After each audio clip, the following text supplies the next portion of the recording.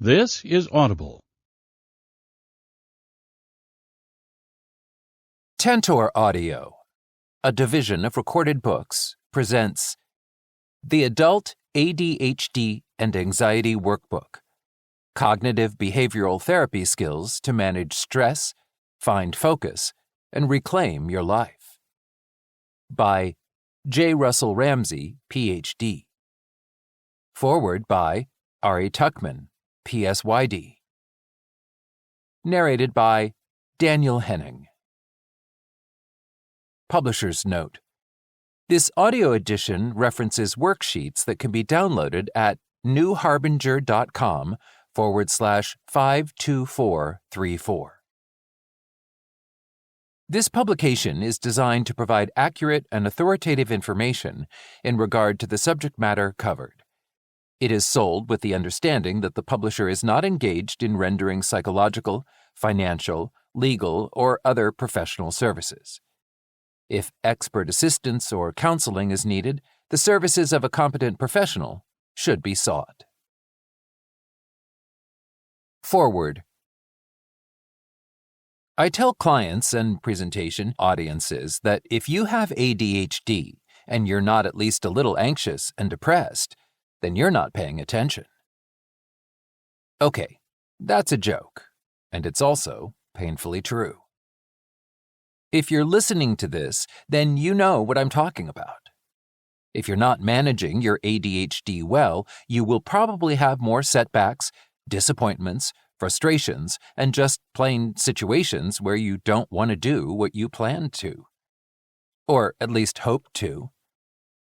I wish I could say that feeling anxious or depressed was just your imagination running wild with negative ideas, but you know that there is too much of a seed of truth to those doubts and uncomfortable feelings. That's the bad news. Here's the good news.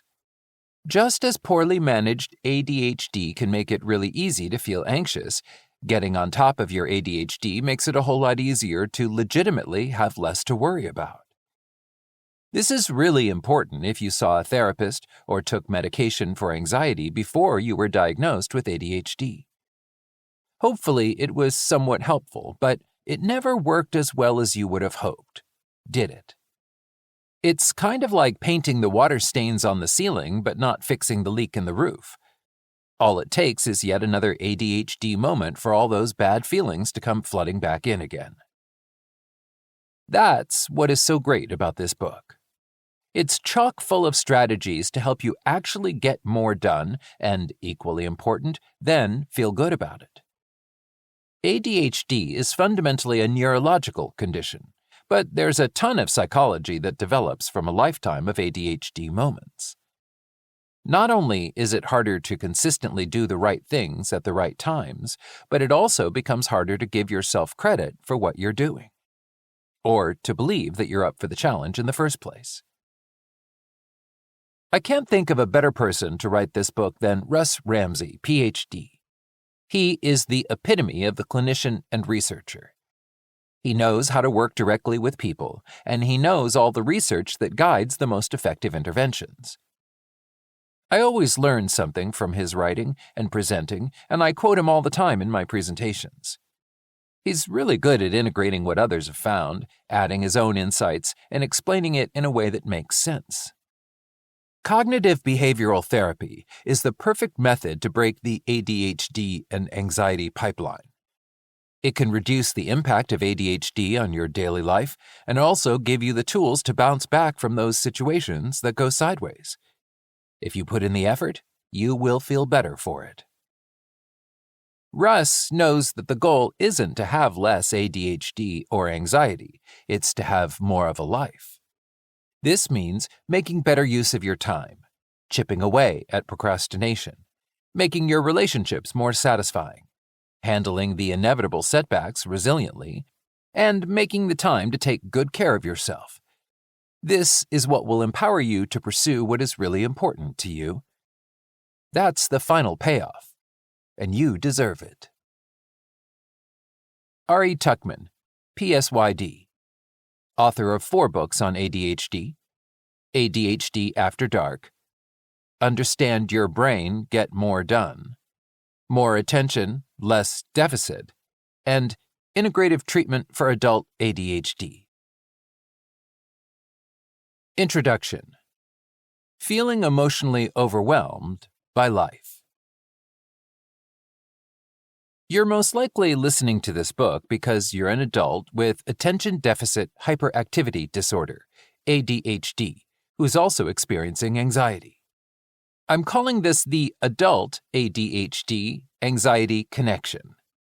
I see its efforts often in my work as a psychologist treating adults with ADHD, and will explore it in depth in this workbook. My hope is that the proven cognitive behavioral therapy, CBT, tools in this book will help you better manage your co-occurring ADHD and anxiety so you can feel more confident, focused, and calm. This is a workbook, so you will have many opportunities to practice applying these tools to your specific situation. Common scenarios. To start, let's discuss some common scenarios that you may relate to. In each story, an adult experiences both ADHD and anxiety. All client examples are disguised and composites of different cases to protect confidentiality. Barry's story. Barry is a late 20-something man who was diagnosed with ADHD in college. He's wrestled with organization and follow-through problems all his life. He'd hoped that after college he'd be better able to stay on top of things in a job where he was paid and with projects that had significance beyond grades. Unfortunately, ADHD continued to create troubles for him. His levels of stress and anxiety rose along with his increased adult responsibilities, both inside and outside the office. When his work struggles led to a mediocre performance review, Barry reached out to me for help with ADHD. One of our early sessions addressed an important work report that Barry had forgotten about until just before our Friday meeting. This was characteristic of the problems that led him to me. He had until Monday to finish it, a tight but doable time frame. We drew up what he agreed was a reasonable plan to face this straightforward project. He figured he'd knock the report out in 2 hours or so. I asked Barry, "What could interfere with carrying out your plan?" Barry said, "I know I can do it, but, I can see myself stressing out all weekend and waiting until the last minute to do it. I'll get it done, but then I'll worry about how it could have been better had I started earlier." And that's what happened. Does this sound familiar? Do you make plans for yourself that you put off way too long and pay the price later? These could be tasks for work or school, or even daily matters like household chores, errands, or anything effortful that seems like work. That expectation of having to expend effort on something the opposite of fun or interesting is what makes any task more prone to procrastination, especially for adults with ADHD. You've no doubt heard lots of advice about planning and organizing your time and responsibilities, but you also know what a challenge that is as an adult with ADHD. Even thinking about plans can be anxiety-provoking and stressful. Maybe you feel overwhelmed by the stress of juggling a seemingly relentless onslaught of unavoidable duties. You may feel like even getting one thing done requires so much time, focus, and energy that if you did it, you would then feel too exhausted and stressed to take on anything else. What's more, adults with ADHD often find themselves repeatedly apologizing and scrambling to make amends. They may even fabricate excuses for lateness to avoid disappointing others. Kelly's story. Being disorganized, apologizing, and scrambling to make amends are some of the challenges Kelly, who had long struggled with ADHD, faced. Kelly's disorganization compromised her ability to keep promises, make it to scheduled events, and take care of other day-to-day responsibilities. Kelly fought back tears in a session recounting her snack shame incident. For the second time in a row, she'd forgotten her turn as designated snack bringer for her daughter's soccer game. Because she was already late, she dropped off her daughter and raced off in search of a convenience store, only to get pulled over for speeding. Kelly had tried and discarded innumerable planning systems and finally had resigned herself to winging it each day. However, each day left her exhausted with nagging worries that she'd missed something important and would later learn how she disappointed someone. How often have you faced those dope slap moments when you suddenly realize you've forgotten something important, like Kelly's snack shame? Apart from those out-of-the-blue panicked moments, are your everyday stresses of contending with your adult duties and roles affecting others, like your family, friends, or coworkers? This is the public-facing aspect of ADHD. The ripple effects of ADHD-related difficulties add stress when you're already dealing with people's reactions when you arrive late, forget a promise, miss an important detail, misplace something, or experience any similar snags. You've probably encountered disapproving looks, heavy sighs, and outright criticisms. On the other hand, do you sometimes feel unappreciated or misunderstood? Does it seem like your positive attributes and deeds are overlooked? Maybe you feel stressed and on the defensive, trying hard to please others. Efforts such as spending inordinate time and energy on straightforward tasks but still falling behind may present itself as perfectionism.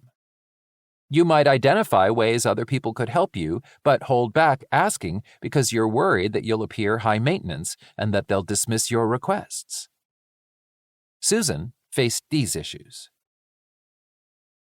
Susan's story. Susan, who has ADHD, found what appeared to be a good fit job in sales. Her vibrant personality made her a customer favorite, especially with those she met face-to-face.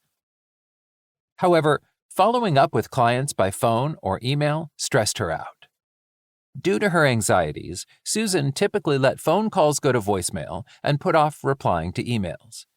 She worried that her difficulties organizing and expressing her thoughts made her seem scattered and amateurish in her communications. Consequently, Susan spent a disproportionate amount of time crafting emails and repeatedly getting ready to get ready to return voicemails. Susan knew she needed help, but hesitated to speak up, nervous that her asking would come across as whining. She felt she needed to simply get over it. Do you stress about what others think of you, that is, your reputation? Maybe you feel like you can be yourself around certain people, which can be a stress buffer. Maybe you don't have a safe harbor of supported people who get you. Even if you have good friends, you might worry that you'll be rejected for some reason, even though there is no hint of that happening now. Maybe it happened to you before. Nevertheless, a lifetime of criticisms, teasing, or disappointments and frustrations from ADHD can erode your sense of self. This drop in confidence makes you less willing to trust connections with others, which is something Trent faced. Trent's story. Trent, an amiable and likable man, described feeling on the defensive with anyone at work or in his personal life who was not in his innermost circle. His stress stemmed from his long-standing distractibility and mind-wandering that affected him in classes, meetings, conversations, and other social situations. Trent became adept at masking his ADHD-caused spaceouts, biding time until he regained the conversation thread. In doing so, though, he often missed important details, including directions at work. He described his mindset as bracing himself, ever on guard for potential disapproval. Trent's first therapist diagnosed him with social anxiety disorder, assuming his reticence indicated a classic, inordinate fear of being judged negatively by others. After some initial progress, Trent plateaued before discovering that ADHD was driving his anxieties. It was then that Trent learned of rejection-sensitive dysphoria. Rejection-sensitive dysphoria is essentially strong emotional reactions to feeling rejected or criticized that are disproportionate in their degree and durability, even if there is some truth to the matter. We will discuss it in greater detail later in the book. Trent's initial anxiety diagnosis makes some sense. Anxiety is the most common coexisting emotional diagnosis seen with adult ADHD. If you have both anxiety and ADHD, ADHD is likely the chief source of your anxiety. You may not experience extreme or debilitating anxiety like panic attacks or agoraphobia, but you probably have instances similar to Barry's procrastination and ugh feeling, Susan's self-doubt and worries, or Trent's bracing. Or, like Kelly, you feel the overwhelm of disorganization, but the solution of committing to planning your day sparks even worse apprehension. It's these sorts of difficulties that led them to seek help. The Adult ADHD and Anxiety Workbook can help you address these and other issues that stem from having ADHD and anxiety in your life. The challenges of living with ADHD are magnified by stress and anxiety, a supersized double whammy of worry and life problems.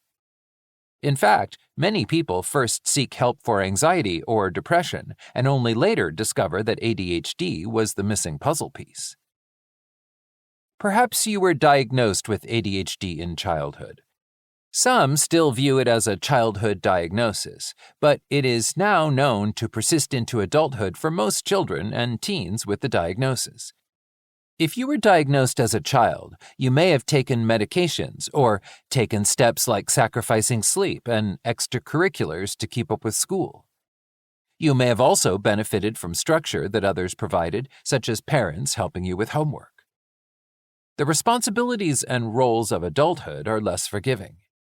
There is no end of school year where you start anew with a clean slate. Things change in adulthood, with many strategies that worked in school being unsustainable in a job or college. You're not only trying to get yourself through the day, but others, such as children or employers, also depend on you. This adds another layer of responsibilities, stress, and frustration. You also must manage finances, maintain a living space, and keep and organize commitments, such as doctor visits and social events. On the other hand, you may have gone through childhood and adolescence with some combination of distractibility, restlessness, and poor impulse control, and resultant problems. You may have struggled with problems such as disorganization, late assignments, or forgetfulness. You may have sensed that you weren't fulfilling your potential or that something was off, but not had it identified as ADHD until adulthood. In your earlier life, you may have gotten by or even did quite well. That may have changed when you began to face the multiple persistent demands of adulthood that demand good organizational skills. Also, ADHD treatment tools and structures that parents or teachers maintained are now up to you to implement alone, which can feel like trying to tie your shoes while running full speed.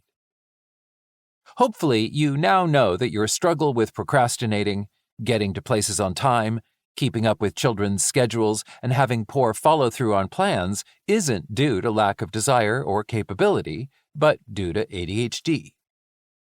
No doubt, you can cite countless examples of how some assortment of inattention, restlessness, and impulsivity caused problems for you. But these symptoms alone don't capture the essence of ADHD. Using a medical example, they're like having a fever but not knowing what malady is causing it. In this view, ADHD is chiefly an issue of chronic wide-ranging problems and unreliability with self-regulation. Self-regulation. Self-regulation is the suite of behaviors that you use to manage yourself. It's your capacity of self-control, which helps you to do whatever it is you set out to do. It's what helps you turn your intentions into actions that move you forward in achieving goals, big and small. If you've ever woken up to an alarm you set, you've exerted self-regulation. If you've ever set an item by your front door so that you remember to take it with you to work the next day, that's self-regulation. Have you ever deleted a social media app to avoid wasting time on it? That's self-regulation. You also practice self-regulation through your mindset. For example, you may focus on the delayed payoffs when preparing slides for a work presentation or exercising when you didn't feel like it. These long-range motivations can be incentivized in the short term, such as waiting to watch a movie until after finishing your slides or workout. Everybody has these self-regulation capacities, which are also known as executive functions. Executive functions can be broken down into skill categories, which Chapter 1 will list in more detail. These include time management, follow-through on plans, organization, such as keeping track of your stuff, like keys and work IDs, and organization duties, like keeping up with finances and car registrations. The issue with ADHD is that the executive functions are chronically unreliable. For instance, you might put off preparing your slides until the morning of your work presentation due to your stress at the thought of organizing them. Or you might convince yourself that watching a movie now will put you in the mood to exercise later. When thinking about the problems you face that led you to this book, you probably used the language of executive function problems relevant to your life, such as procrastinate less, organize your days better, respond to friends and family quicker, keep up with bills and chores, and be less sensitive to others' reactions. Procrastination, which Chapter 5 covers in detail, causes problems that leave you stressed and frustrated, but still dealing with its ripple effects. Similarly, lateness, missed meetings, and forgotten promises from poor time management create stress and anxieties in relationships and other areas of life. Can you see how ADHD itself creates anxiety due to executive function problems? From your experiences growing up with ADHD, stress, apprehension, and other guises of anxiety become associated with your various life roles and endeavors. Anxiety signals the risk that comes with the consistent inconsistency of ADHD. Most adults with ADHD have a history of frustrations that create stress. Coping with ADHD itself is stressful. Encountering your consistent inconsistency activates anxiety. In turn, anxiety promotes a desire to escape or avoid whatever is making you anxious, which is called escape avoidance. This pattern magnifies and is magnified by ADHD, like gasoline on fire. You don't work on your slides, even though you know it's better to be prepared. Or you skip your gym trip to watch a movie, even though you know you'd have felt better had you gone. Your adult ADHD anxiety connection is triggered by the day-in and day-out demands of organizing and keeping up with your roles and responsibilities, all while contending with the difficulties posed by ADHD. You're probably juggling many adult roles and responsibilities. In addition to time management at work, you may have a shared custody and visitation schedule with an ex-spouse. You may taxi aging parents to medical visits on top of attending night school and keeping up your apartment. You might find your eyes periodically filling with tears from equal parts fatigue and stress caused by dealing with ADHD all day, every day. This overwhelm is stoked by the uncertainty and self-doubt that result from persistent difficulties with poor self-regulation. This creates a vicious, self-perpetuating cycle of frustrations that you likely feel powerless to do anything about. This is where ADHD and anxiety become fused. If any of this sounds like you and what you're facing, this workbook will help you. It will provide skills that will make a difference in your day-to-day life, help turn your intentions into actions, and help you rise above stress and anxiety.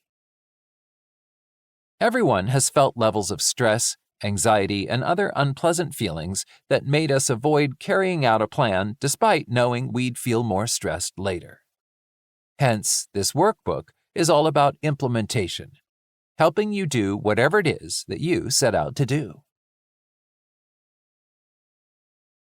How this book can help you.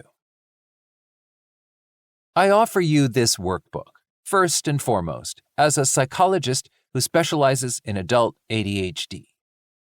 I practice cognitive behavioral therapy, CBT. CBT is an established, evidence-based treatment for adult ADHD. My CBT approach in this workbook is implementation-focused, so you can adapt the skills as you see fit to your life circumstances. If you struggle with procrastination, you can use anti-procrastination skills to get started on tasks you don't feel like doing. If you struggle with keeping track of commitments, you can draw on time management skills, including the use of a daily planner and to-do lists. If your coping difficulties affect your work and personal relationships, anti-procrastination and time management skills will help these too. Additional targeted skills will help you improve your relationships and reduce your sensitivities. The CBT skills and strategies for adult ADHD draw on a range of understandings of human behavior, especially the intersection of thoughts and emotions. The Adult ADHD and Anxiety Workbook is written for adults with ADHD whose coping difficulties are complicated by emotional overwhelm, particularly the spectrum of anxiety, worry, apprehensions, jitters, nervous discomfort, and uneasiness when facing the tasks, chores, demands, and roles of adult life. This is a fitting definition of the adult ADHD anxiety connection. You need not have a formal anxiety diagnosis to benefit from this book. As noted, ADHD is likely the chief source of your anxiety. You may typically describe yourself as easygoing until facing a project deadline, or worse, an I-have-to-do-it job without any deadline, requiring you to organize and execute a work plan on your own timeline without any external scaffolding. This is when stress and anxieties kick in. At first, these discomforts make you procrastinate and avoid tasks.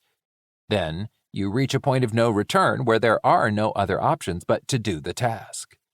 Here, anxiety transforms into panic, the rocket fuel to binge work on a project the night before it's due. This leads to an unhealthy, unsustainable, and stressful lifestyle. Before reaching that point, though, otherwise reasonable task plans likely got labeled in your mind as work, chores, tedious, or boring, and consequently are now exponentially more stressful and thereby susceptible to procrastination.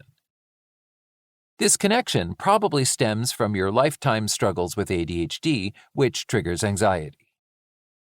Even if your anxiety is confined to circumscribed matters, the ideas and suggestions in this book will help you more effectively face them and free up time and peace of mind for yourself. You may have chosen this book because you've been lugging around anxiety for a long time and have improved some but have hit a wall. This is what happens for many adults with ADHD who were diagnosed with depression or anxiety before learning they had ADHD. You may sense that there's something else causing the troubling inconsistency in your life. Many women, like Kelly, who later identified with ADHD, first sought treatment for anxiety or depression. In fact, women with ADHD may be more prone to the adult ADHD anxiety combination. The prevalence of adult ADHD is about equal between men and women, but many women go undiagnosed until adulthood and on average are diagnosed later in life than men. There's still a greater ratio of boys to girls diagnosed in the school-age years. The difference is attributed to the fact that hyperactivity and its effects seen in boys are more readily identified in the classroom. Girls' inattention and distractibility in the classroom and at home often goes unnoticed. If any of these stories resonate with you, welcome.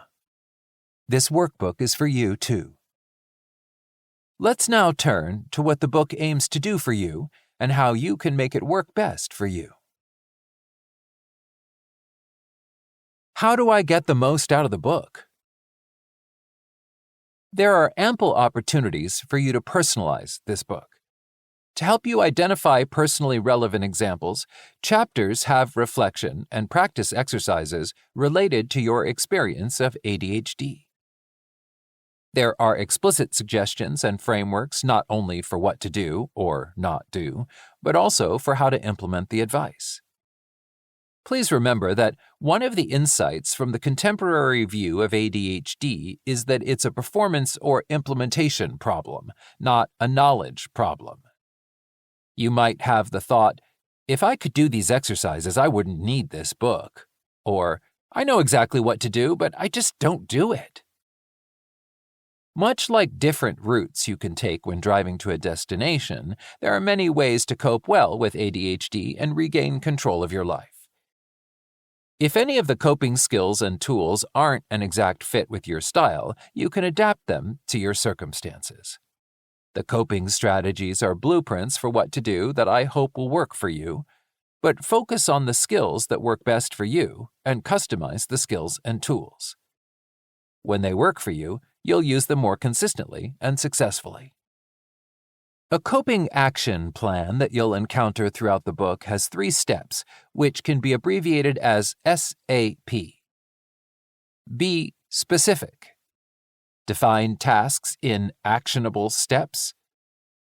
Implement at targeted pivot points.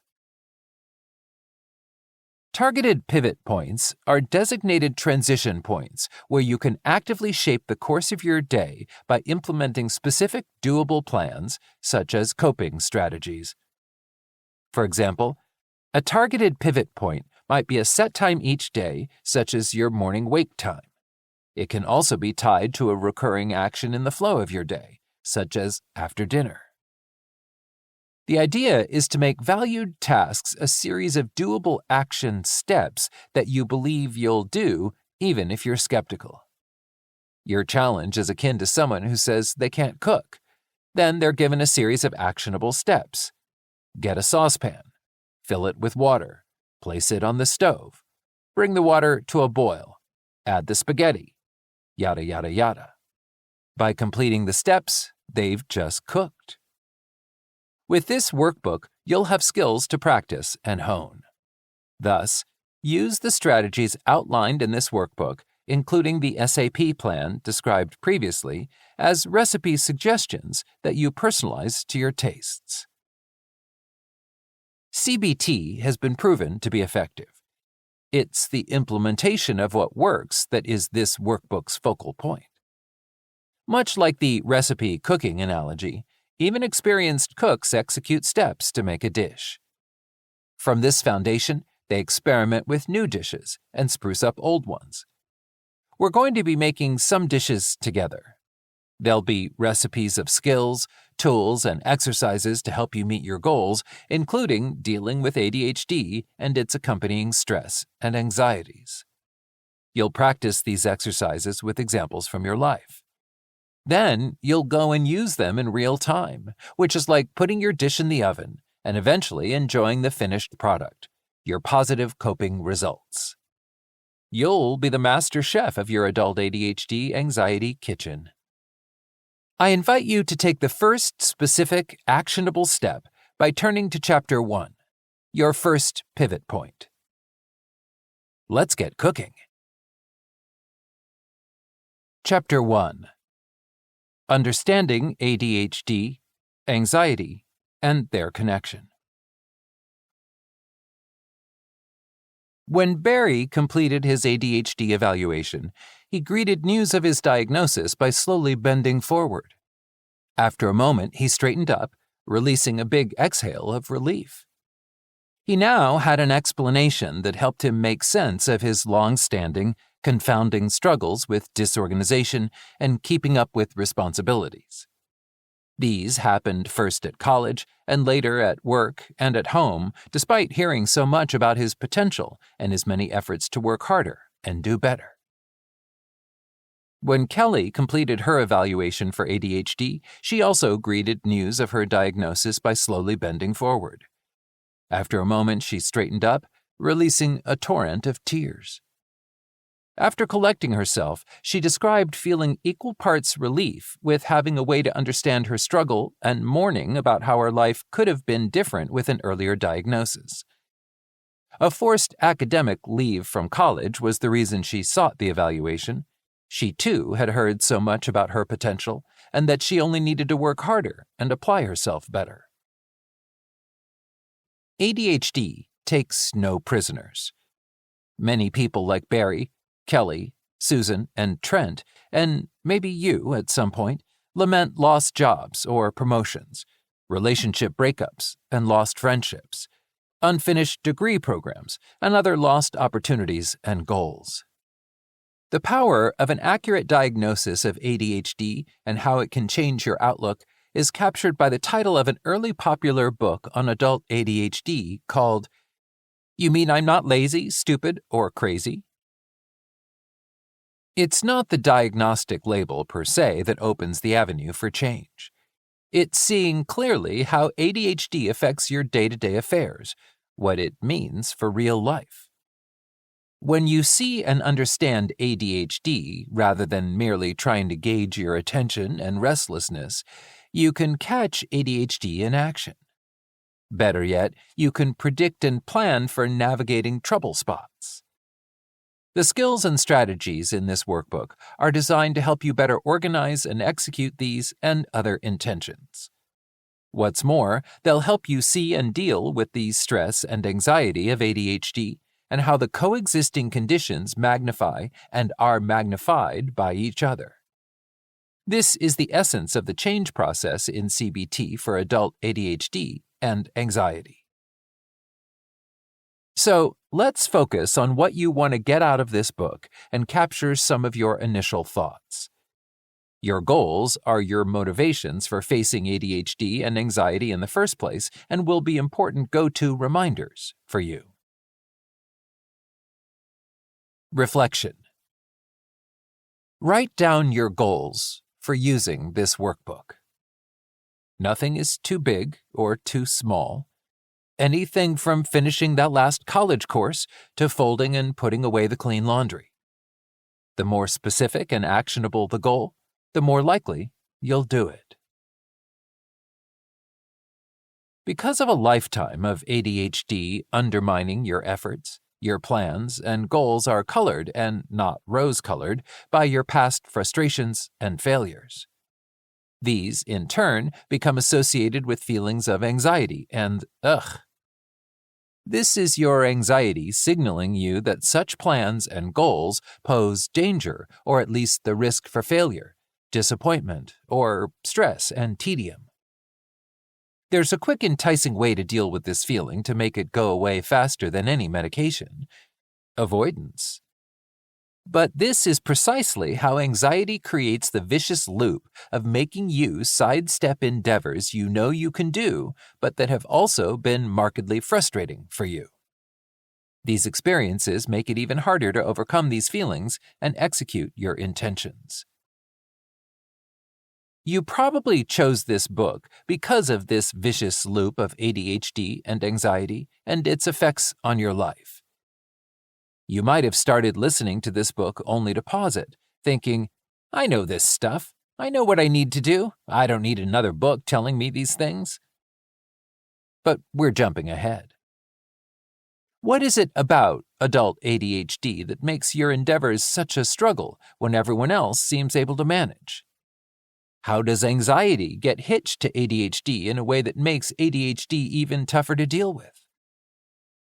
The next sections will review ADHD, anxiety, and this merger to get us on the same page, setting the stage for the business of breaking the cycle and taking back your life.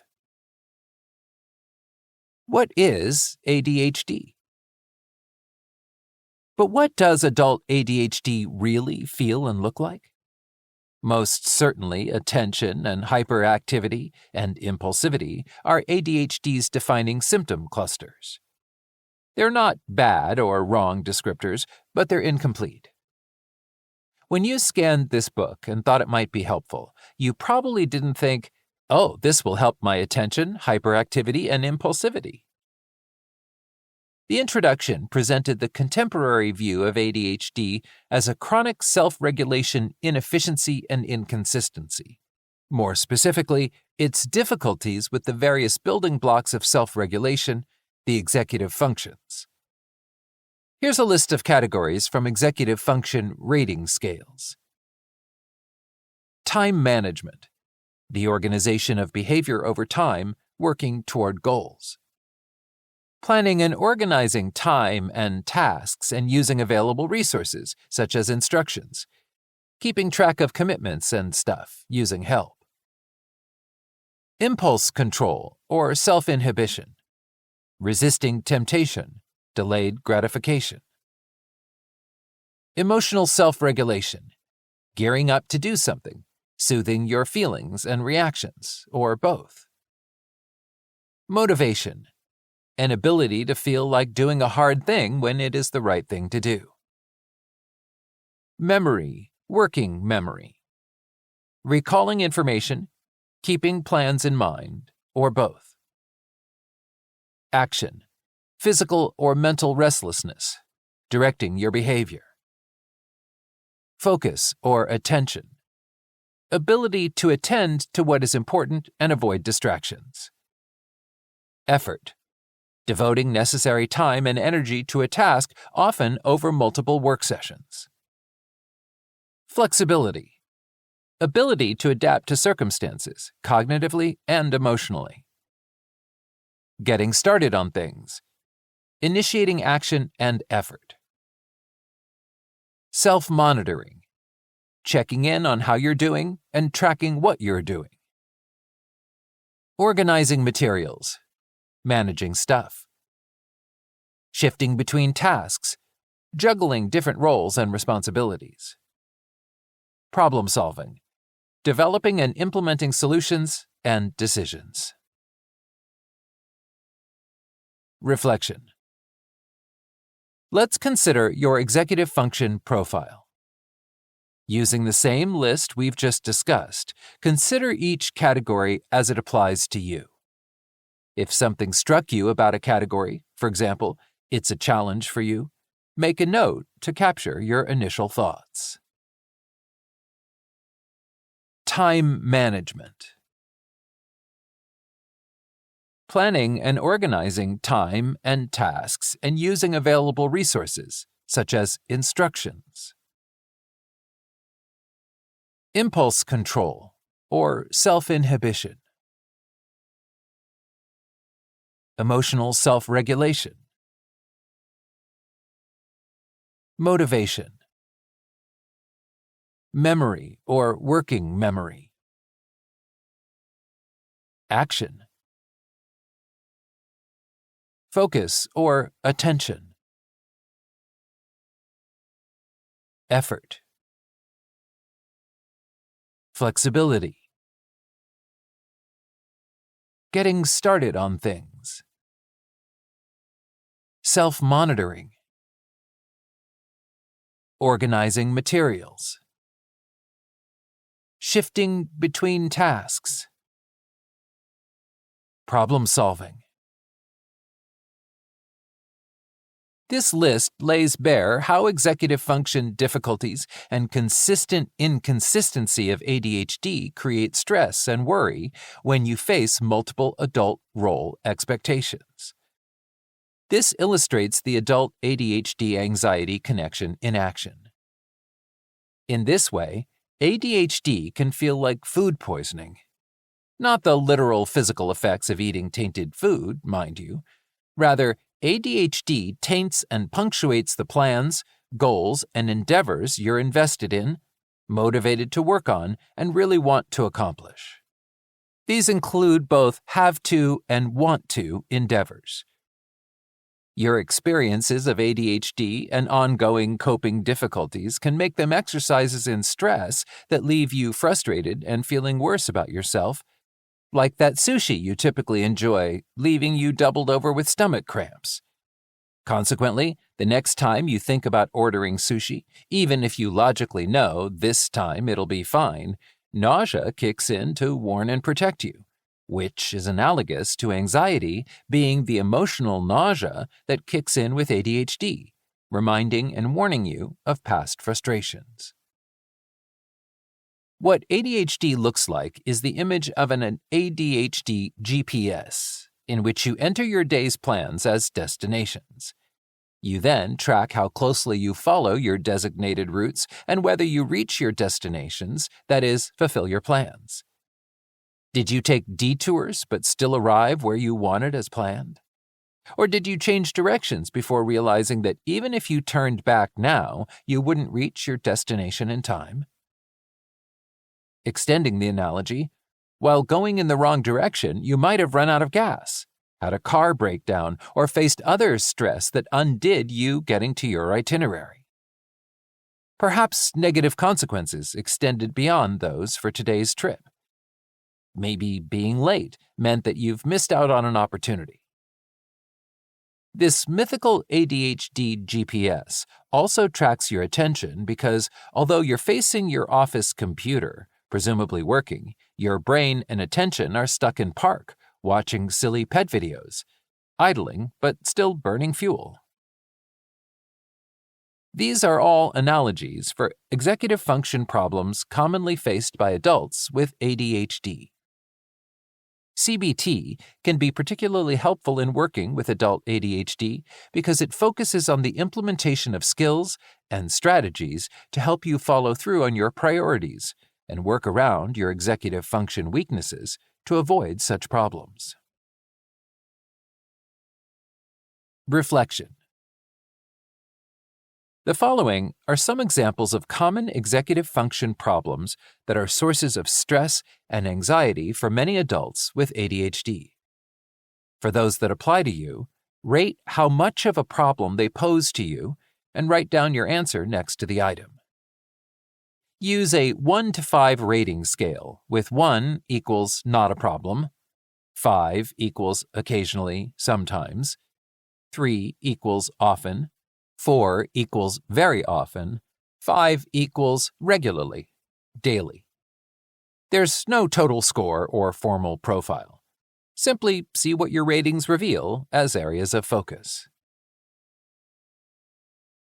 Lateness or worries about being late for work, school, or social meetings. Lateness or worries about being late for scheduled medical appointments. Losing track of and misjudging time and tasks, that is, how long things take. Difficulties keeping track of commitments and deadlines. Difficulties sticking to plans. Difficulties getting started on tasks. Difficulties returning to ongoing tasks and projects. Difficulties keeping up with chores and administrative tasks at home. Feeling stressed and overwhelmed with plans and commitments. Difficulties initiating contact with people, such as home repair people or business associates. Difficulties returning phone calls, texts, emails, or other communications. Difficulties breaking down plans into steps and doing the steps. Resistance to making plans and commitments. Delays due to perfectionism.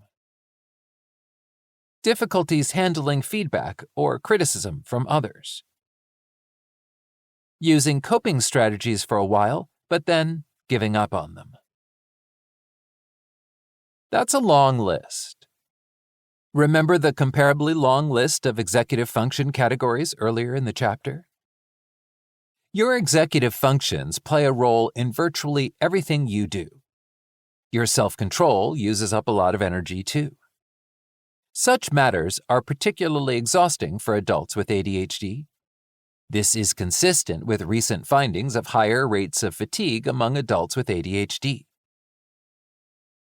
The human brain is about 2% of the body's mass, but it spends 20% of the body's calorie budget. This energy goes into actions such as impulse control. This includes resisting temptations. Thinking and planning. Did you ever say to yourself, "It makes me tired just thinking about this"? Making choices and decisions.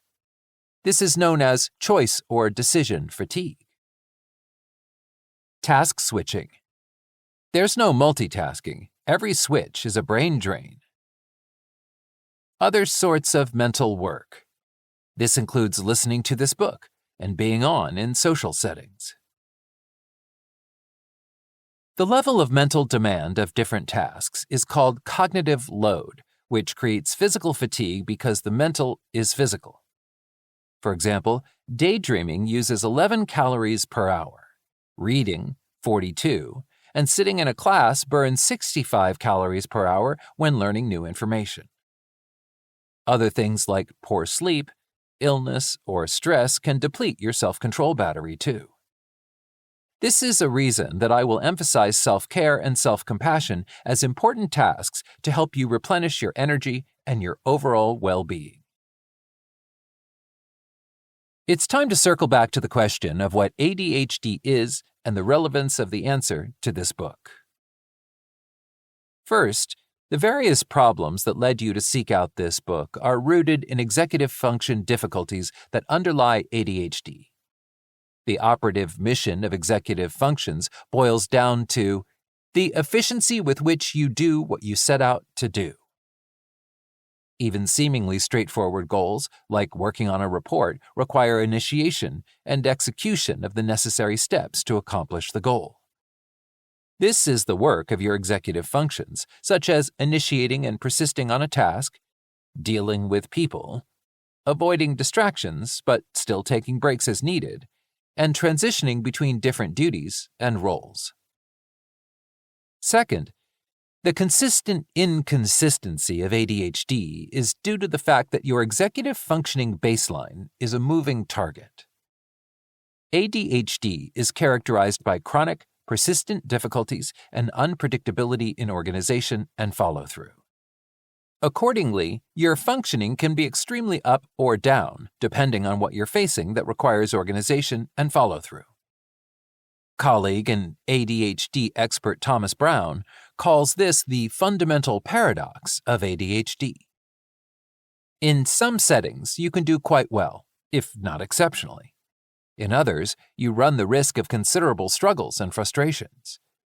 Your performance may vary wildly from one day to the next without apparent reason, an inconsistency that is supremely unsettling and, guess what, quite anxiety-provoking and disruptive to plans. Last, it's important to remember that ADHD is not a knowledge problem, but a performance problem when it comes to coping. Your frustrations and feelings originate from the disconnect of your know-how and your demonstrated capabilities. I've done this before and done it well, on the one side. On the other side are the radical ups and downs in execution. I know that I can do it. I don't trust I will do it when I plan to or must do it. Reflection. Let's take another reflection moment for your workbook goals. Compile a list of some example activities in your daily life that you know you can do. Include some things that you can do well and that you'd like to do more consistently. For example, are you good at starting your day, or do you end up running late? Do you have a plan for the flow of your day that works, or do you have a hard time keeping to it? Do you have some good habits, such as completing a certain household chore or exercising regularly, that are strengths you can build on? With the focus on all the problems that come with ADHD, you might be thinking, and this book is supposed to make me feel better, how? Sorry for the downers, but ADHD can really wear down your confidence, self-esteem, and sense of efficacy. Thus, recognizing the effects of ADHD is a first step in this process. You might be feeling a little stressed or anxious about the prospect of change at this point. It's no surprise that anxiety is the most common emotional theme experienced by adults with ADHD. Living with ADHD for so long has made you prone to feeling anxiety when facing tasks and goals. In fact, sometimes a little bit of anxiety is useful to signal that you're doing exactly what you should be doing, like an athlete before a competition, or you before doing workbook exercises. The next section provides an overview of this relationship with anxiety. What is anxiety? Anxiety is a future-oriented, gut-level emotional and mental apprehension about vague, very unlikely yet plausible non-zero risks, often framed as what-if scenarios. You might experience this in anticipation of working on something that you know is difficult for you, like personal finances. Anxiety is an emotional state, often experienced as negative insofar as it is marked by a degree of unease and discomfort, and sometimes agitation. You feel it when you're nervous, apprehensive, or downright scared. I'll use the word unpleasant versus negative because the capacity to feel anxiety is beneficial. It's like how the feeling of pain signals that you've sustained sunburn so you can treat it.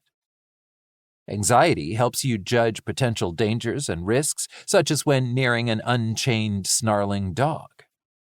On the other hand, adaptive, low-level stress is a motivator, spurring you to prepare before a work presentation, leave early for an appointment to beat traffic, or schedule a preventative medical screening. Each of these tasks fosters your overall well-being and, in turn, reduces overall stress. What are your tells for anxiety? What feelings and sensations do you have, and what words do you use to describe them? Where do you feel it in your body? In what circumstances do you often notice worry, anxiety, stress, or other unsettling feelings?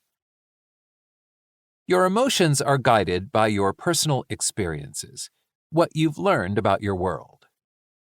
Your brain and emotions make predictions about situations you encounter by drawing on what's happened in comparable conditions before.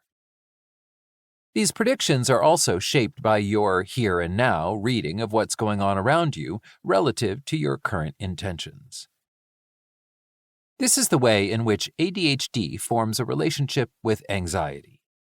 Your life history with the inherent unpredictability of ADHD makes many of your tasks, endeavors, and roles fraught with a layer of uncertainty, even risk.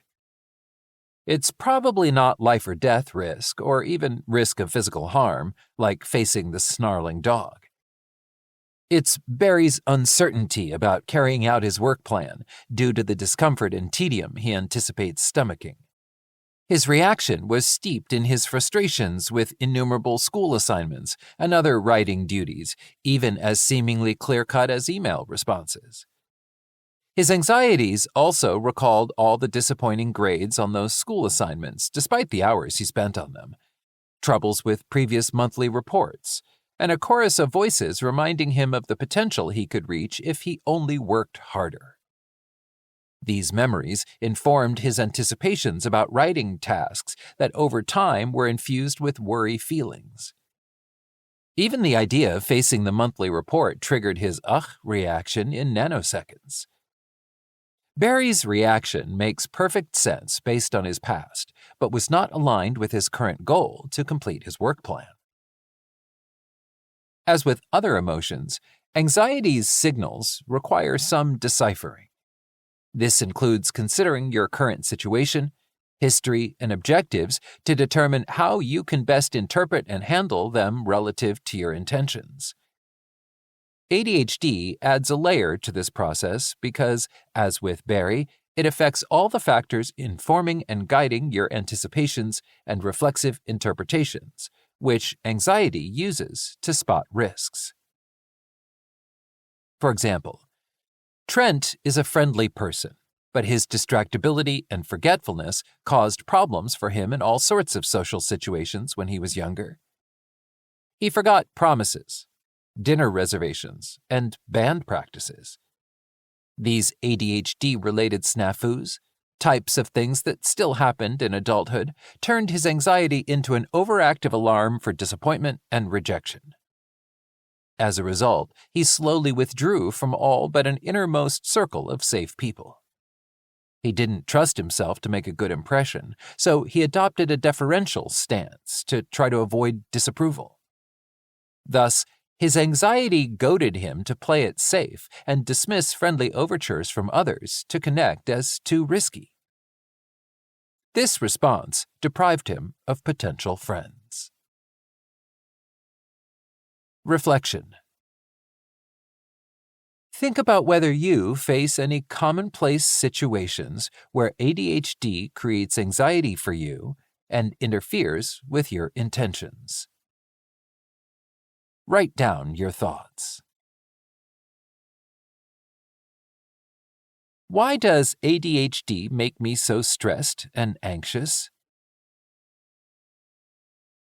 Let's consider the adult ADHD anxiety connection. One frustration of the consistent inconsistency of ADHD is that when dealing with matters that you enjoy, find interesting, or are confident you can accomplish, you may be anxiety-free. You're a great consultant face-to-face, but agonize over the summary report, for instance. You earned A's in challenging, interesting classes, but you fell behind and had to drop easy but boring courses. You're never late for personal training sessions, but forget meetings with your child's teacher. When facing situations that expose your ADHD-related weaknesses, you may be likely to seize up with emotions such as anxiety, fear, worry, or stress because your history shows that they're risky for you. An aspect of changing your relationship with anxiety and other emotions as part of coping with ADHD is to decipher the themes of their signals to you. Until recently, the theme associated with anxiety was the perception of threat or danger risks. No doubt these are still relevant. We use a lot of words interchangeably to describe